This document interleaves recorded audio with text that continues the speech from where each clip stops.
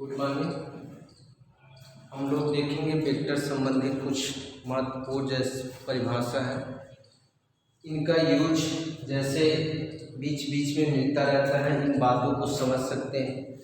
जैसे हम लोग पढ़ते थे, क्लास 10 में पढ़े थे कि एक पॉइंट था कि प्रकाश जो है या दर्पण संबंधित कुछ जो है प्रमुख परिभाषा है। जैसे उसमें पढ़े थे मुख्य अक्ष है, फोकस दूरी है, या कह सकते हैं इस टाइप के क्वेश्चन उसमें जो है ध्रुव है, क्या होता है, ये सब पॉइंट क्या होते हैं। ठीक उसी प्रकार से जैसे हम उसका प्रयोग आगे आपको याद होगा कि 10 में उसका प्रयोग दर्पण में प्रश्न को सॉल्व करते समय, स्थिति को जानते समय ये जानना जरूरी था। ठीक उसी प्रकार से इसमें भी वेक्टर में जो है हम पढ़ेंगे कि वेक्टर में भी इसी प्रकार से क्या करते हैं, दर्शाते हैं।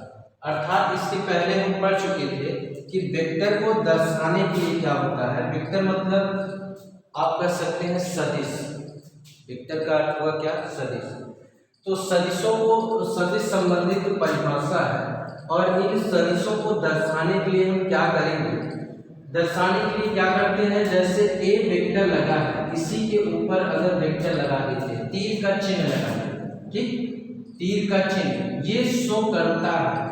जैसे हम क्या करते हैं, दिशा कहीं दिखाना है, हम कह रहे हैं कि कहीं पे आप जाते हैं या देखते हैं कि एक ऐसी स्थिति होती है कि वहाँ पे ऐसे जैसे मोड़ना है तो क्या होता है, तीर का चिन्ह लगा होता है कि आप इस दिशा से आ रहे हैं और इस दिशा में आगे की तरफ इसी दिशा में जाएंगे।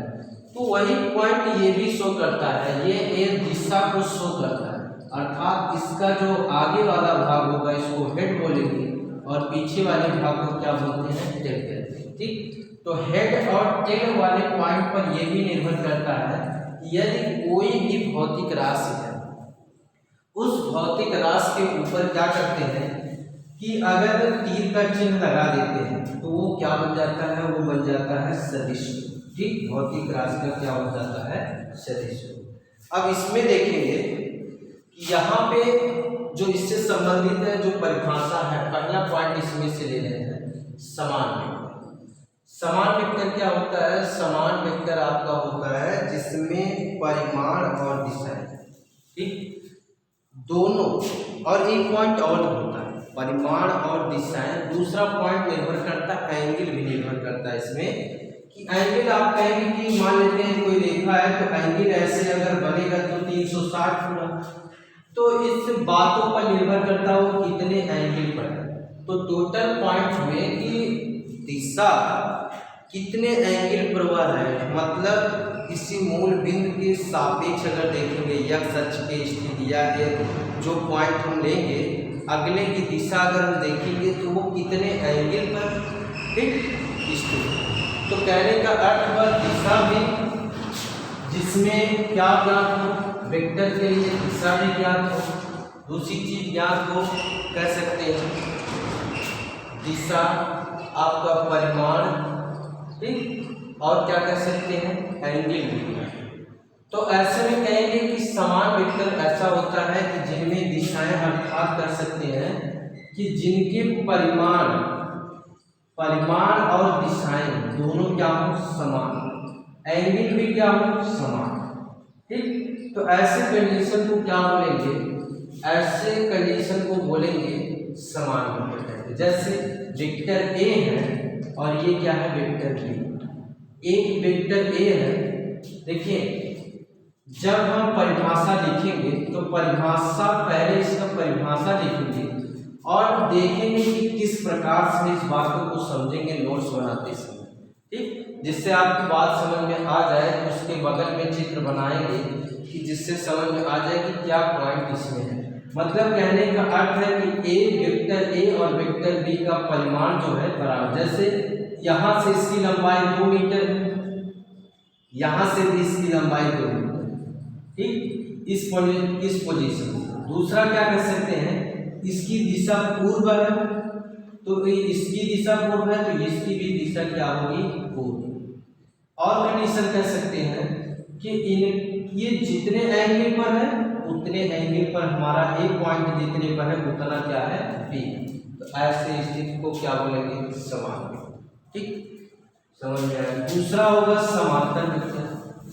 समांतर वेक्टर क्या होता है कि जैसे एक पॉइंट हम लेते हैं, पॉइंट ए कोई वेक्टर है, ए कोई वेक्टर है, तो इन वेक्टर को शो करने के लिए हम क्या करते हैं, वेक्टर इसी के परिमाण, ठीक, या जिस दिशा में जो होता है कंडीशन, इसी के परिमाण का जिस दिशा में कंडीशन होगा, कि कह सकते हैं जितना परिमाण होगा, जिस दिशा में इसकी दिशा होगी, उसी के समान अगर कोई अन्य वेक्टर है, अन्य वेक्टर है या अन्य वेक्टर लिया जाए, वही क्या कहलाता है? समांतर। क्या कह सकते हैं? यदि जिनके परिमाण और यदि दो वेक्टर, दो राशि, ठीक, दो राशि जिनके दिशाएं परिमाण आपस में समांतर, ठीक, या एक दूसरे के समांतर हो, ऐसे में क्या बोलेंगे?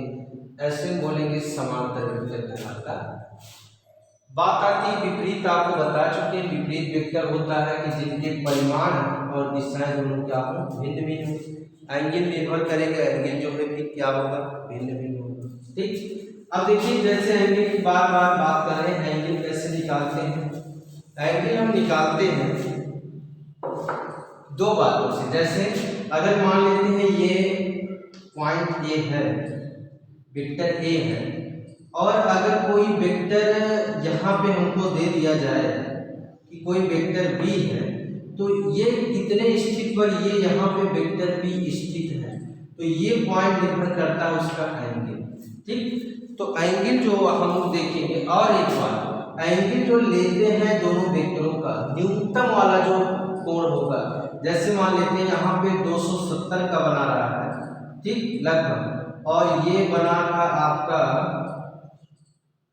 इनके बीच कितना बच रहा है आपका, अगर ये कहते हैं 60, ठीक, तो टोटल आपका होना चाहिए ये 290, ठीक, 290 और ये बोल दे 70, ये 70 का, तो ये वाला एंगल हम लेंगे ए और बी के बीच में, देखेंगे जो न्यूनतम एंगल होगा उसी को लेंगे, जो अधिकतम एंगल होगा उसको छोड़ देते हैं, अर्थात गणना करते समय। ठीक, तो वेक्टर में ध्यान दिया जाता है, न्यूनतम वाले एंगल को क्या किया जाता है? लिया जाता है। ठीक, अगला देखेंगे विपरीत वेक्टर होने के बाद समरेखीय वेक्टर। समरेखीय वेक्टर, समरेखीय वेक्टर क्या होता है? ऐसा वेक्टर जो एक ही लाइन पर स्थित हो, दो वेक्टर एक ही लाइन पर हो, जैसे वेक्टर ए, ऐसा वेक्टर या ऐसी राशि जिनकी दिशाएं केवल एक ही रेखा पर, एक ही एंगल पर, x अक्ष पर है, y अक्ष पर है, केवल दोनों एक ही पर। ठीक, तो ऐसे को क्या बोलेंगे? ऐसे को बोलेंगे हम समरेखीय वेक्टर कहते हैं। ठीक, एक ही एंगल। अगला होगा समतलीय वेक्टर।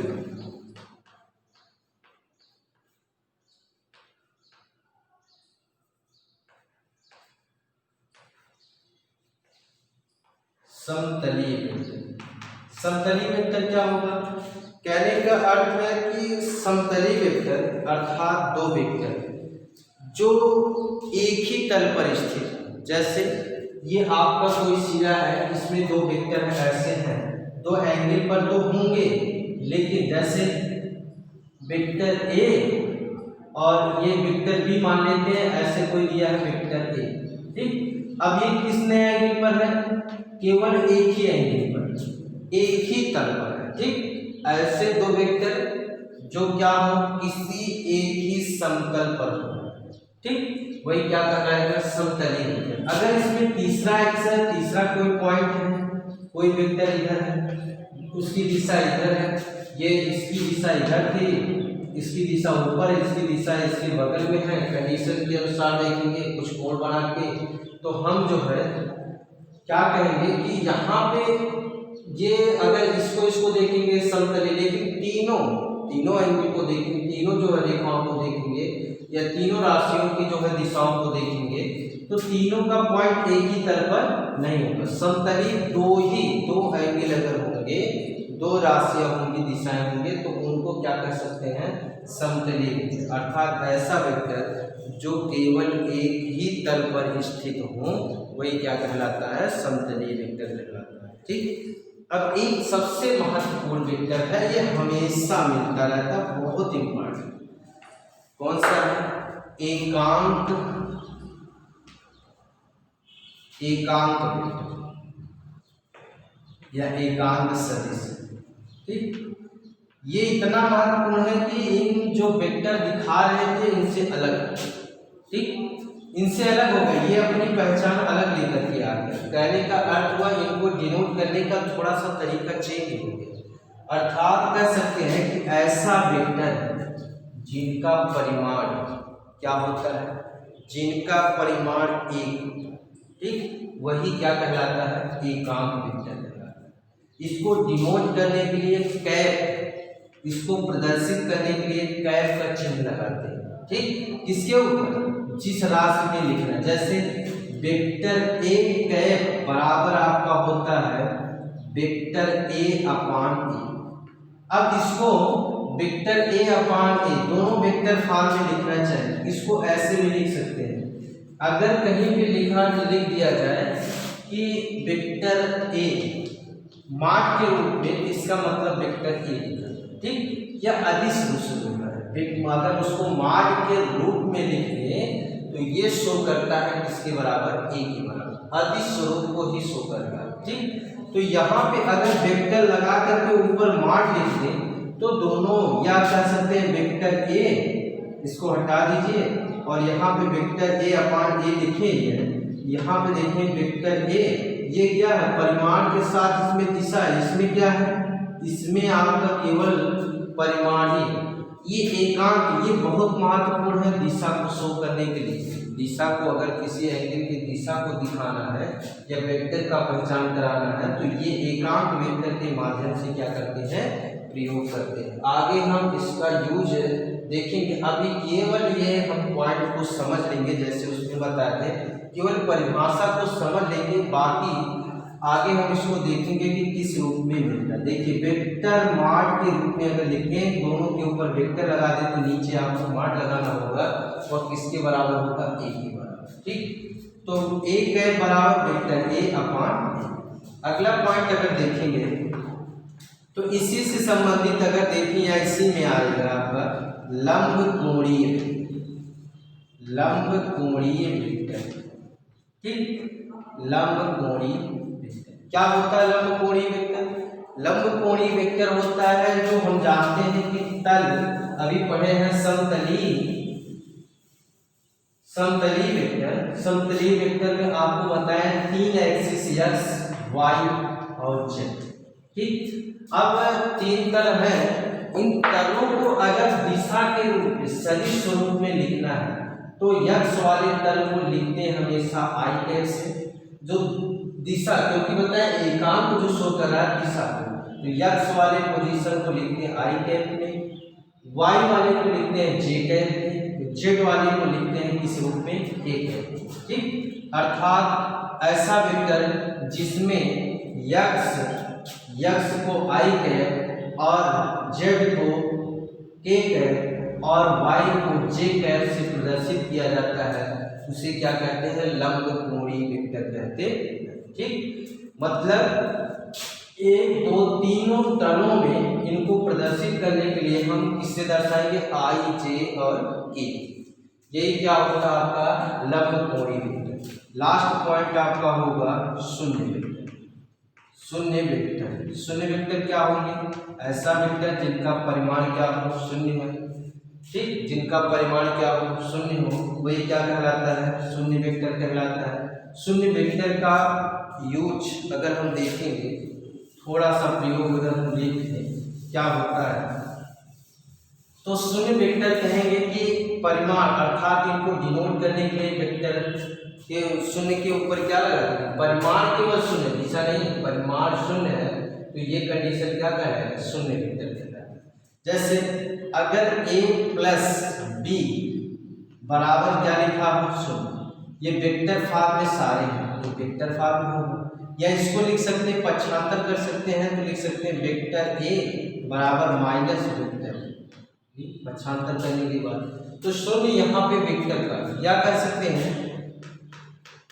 वेक्टर ए और यहाँ पे लिखा हो वेक्टर 0 से गुणा, तो इसका मान भी क्या हो जाएगा, शून्य ही आएगा। ऐसे में इसको बोलते हैं शून्य वेक्टर। शून्य वेक्टर की प्रॉपर्टी अर्थात जिसमें परिमाण क्या होता है, शून्य होता है, ठीक, और वह सदिश के साथ क्या होगा, जुड़ा होगा।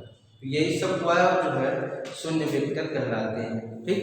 अब हम आगे बढ़ेंगे सदिशों को जोड़ना, किस प्रकार से सदिशों को जोड़ते हैं, ठीक। अगले टॉपिक में हम इसको अध्ययन करेंगे। धन्यवाद।